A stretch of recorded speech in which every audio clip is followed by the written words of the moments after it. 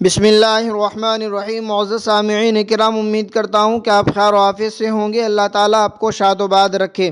ناظرین کرام، حالت نماز میں جماعی لیتے ہوئے قرات جاری رکھنا کیسا ہے، اسی کو سمجھنے کے لیے علماء دیوبند کا فتویٰ دیکھ لیتے ہیں۔ چنانچہ کسی سائل نے سوال کیا، حالت نماز میں جماعی لیتے ہوئے میں قرات جاری رکھتا ہوں تو کیا یہ صحیح ہے؟ تو جواب دیا گیا، بسم اللہ الرحمن الرحیم۔ واضح رہے کہ نماز میں جماعی لینا حدیث شریف کے مطابق شیطان کی طرف سے ہے۔